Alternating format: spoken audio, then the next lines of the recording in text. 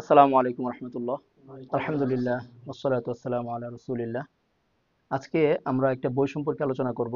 যদিও আমরা প্রায় সময় বই নিয়ে কথা বলি, তো আজকে তোমাদের সামনে আলোচনা করতেছি। এই বইটার নাম হচ্ছে নবীজির শেষ দিনগুলি, সাল্লাল্লাহু আলাইহি ওয়াসাল্লাম।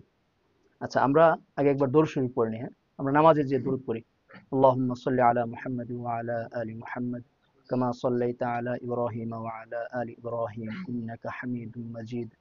اللهم بارك على محمد وعلى آل محمد كما باركت على إبراهيم وعلى آل إبراهيم إنك حميد مجيد। আমি গতানুগতিক বই নিয়ে আলোচনা করি। আমার ইতিপূর্বে দুই একটা ভিডিও আপলোড করেছি। তো আজকে যে বইটি সম্পর্কে আমরা আলোচনা করছি আমাদের এই ভাইদের সামনে, উদ্দেশ্য হচ্ছে যেন আমরা এই বইটা সম্পর্কে তাদের কাছে কিছু মেসেজ পৌঁছে দিতে পারি, বইটাকে চিনাতে পারি। আর যেহেতু ওনারা বা এই ভাইরা আমার কাছাকাছি থাকে, এজন্য তাদের সাথে একটু কথা বলা বইটা সম্পর্কে। এই তো নামটাই আসলে খুব আকর্ষণীয়, নবীজির শেষ দিনগুলি। এই নামের মধ্যেই বইটার পুরো কথা রয়ে গেছে যে আল্লাহ রসুল সাল্লাহ আলাইহি সাল্লামের শেষ দিনগুলি কেমন ছিল এবং শেষাংশে কি ধরনের ঘটনাগুলো অতিবাহিত হয়েছে, বা ওনার সাথে যারা ছিলেন সাহাবায়ে কেরাম তাদের মাঝে কেমন অবস্থা ছিল, এই বিষয়গুলি মূলত এই বইয়ের মধ্যে উল্লেখ করা হয়েছে। আমি যদি আপনাদেরকে একটু বইটা দেখাই, কাছ থেকে আমি দেখিয়ে দিব ইনশাল্লাহ। এটা লেখক হচ্ছেন শায়েখ নিজার রায়হান, আর প্রকাশক হচ্ছে সমকালীন প্রকাশন। আমি ভাইদের সাথে আজকে কথা বলতেছি, ভাবলাম ভাইদেরকে কাছে নিয়েই আপনাদের সাথে বিষয়টা নিয়ে কথা বলি। তো আমি যদি লেখক সম্পর্কে একটু বলি, আসলে লেখকের ভূমিকাটা পড়লেই আপনাদের এই বইটা সম্পর্কে আগ্রহ জাগবে। উনি একজন ফিলিস্তিনের লেখক, উনি একজন শহীদ, উনি একজন ডক্টর, উনি একজন অধ্যাপক, তারপর উনি একজন রাজনীতিবিদ, উনি একজন মুজাহিদ, দায়ী। তো ওনাকে সপরিবারে হত্যা করা হয়েছে।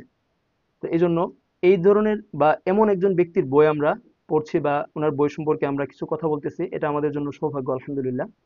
তো আমরা বইটা থেকে খুব সংক্ষেপে ভিতরের কিছু তথ্য আপনাদেরকে দেব, যেন শুধুমাত্র বইটা সম্পর্কে আপনারা একটু ভাষা ভাষা আপনারা একটু জ্ঞান পান যে আসলে বইটা কেমন। যদিও নামেই বইটার সার্থকতা, তারপরও আমি একটু ভিতর থেকে কথা বলতেছি আর ভাইদের সামনে একটু মোজাগারা করতেছি, এর বেশি কিছু না।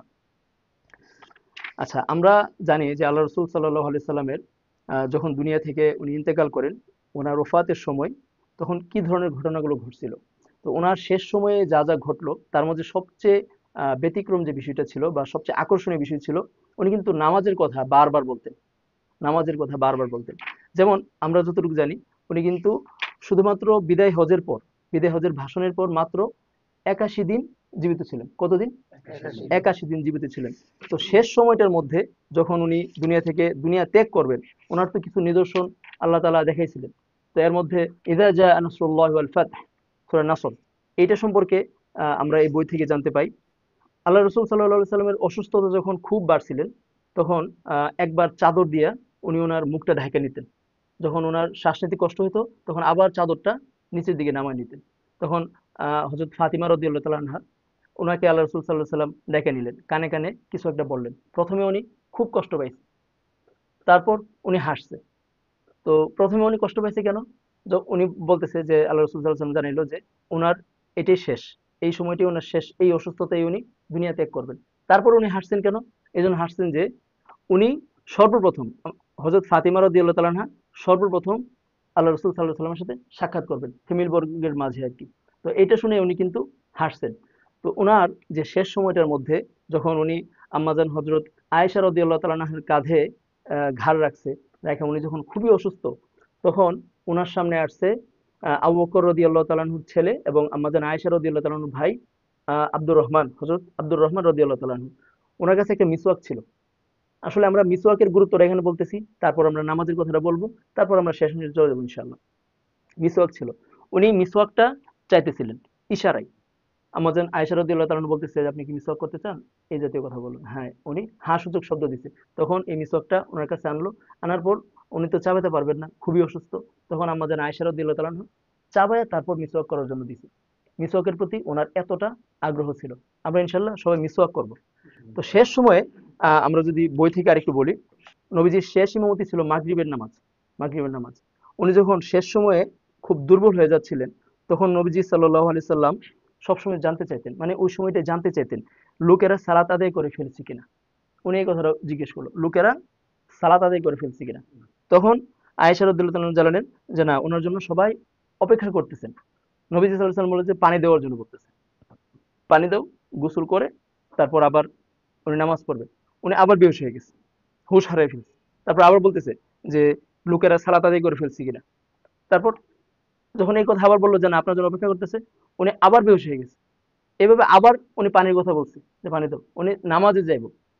নামাজের প্রতি উনার আগ্রহটা ছিল এমন, শেষ সময় আল্লাহ রসুল সাল্লাহ আলি সাল্লামের ইন্তেকালের শেষ সময়টার মধ্যে সবচেয়ে বেশি যে কথাগুলো বলছে এটা হচ্ছে নামাজের ব্যাপারে, নামাজের ব্যাপারে বলছে। আরেকটা হচ্ছে অধীনস্থ যারা আছে তাদের ব্যাপারে যেন সতর্ক থাকা হয়, অধীনস্থদের ব্যাপারে সতর্কতা, নামাজ এবং অধীনস্থদের ব্যাপারে।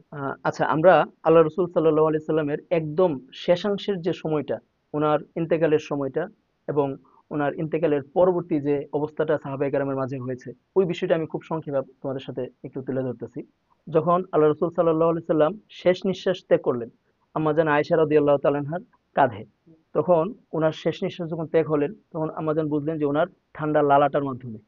তখন এই একের পর এক সাহাবায়ে কেরাম আসছেন, এর মাঝে হযরত ওমর রাদিয়াল্লাহু তাআলা আনহু এবং মুগিরা ইবনে শুবা রাদিয়াল্লাহু তাআলা আনহু।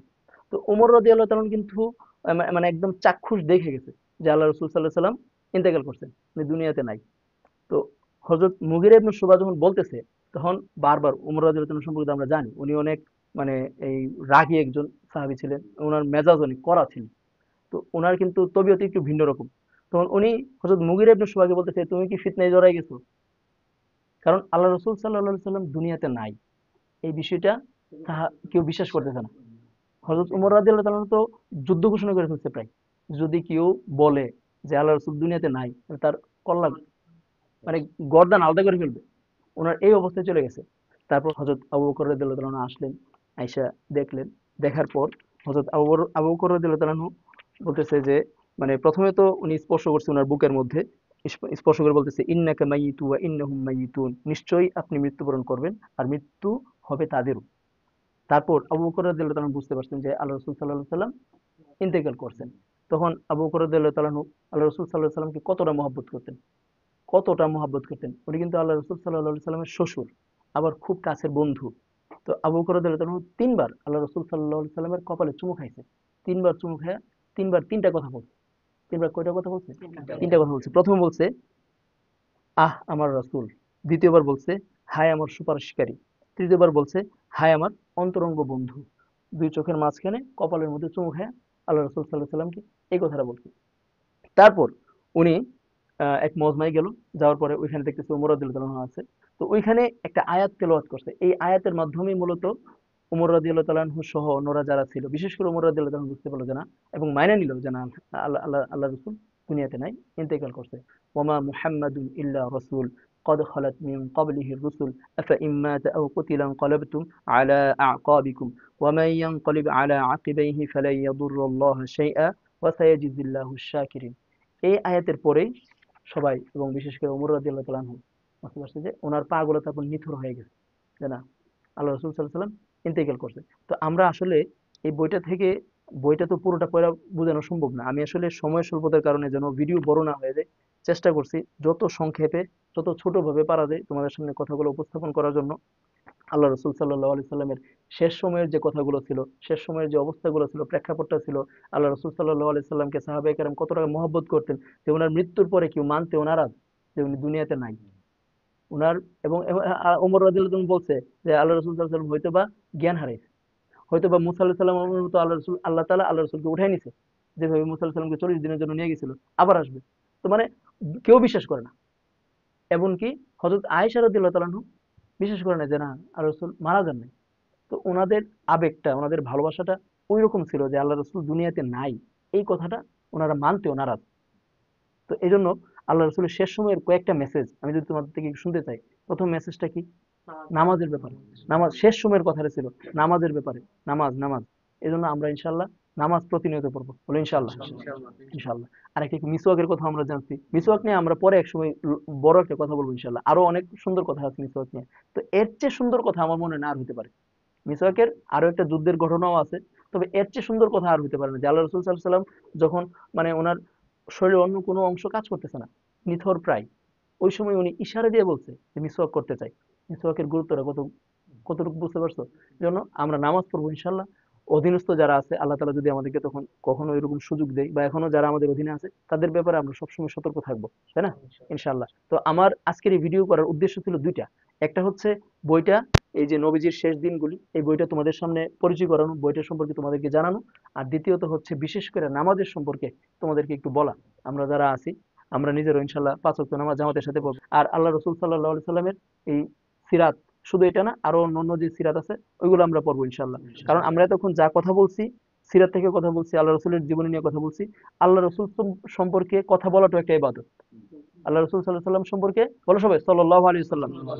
আল্লাহ রসুল সাল্লাল্লাহু আলাইহি সাল্লাম সম্পর্কে কথা বলাটাও কি ইবাদত। তো ইনশাল্লাহ আমরা সর্বোচ্চ চেষ্টা করব আল্লাহ তাআলা যেন আমাদেরকে, আমরা চেষ্টা করব যেন আমরা সিরাতের উপর চলতে পারি। আল্লাহ তাআলা যেন আমাদেরকে ওই তৌফিক দান করে।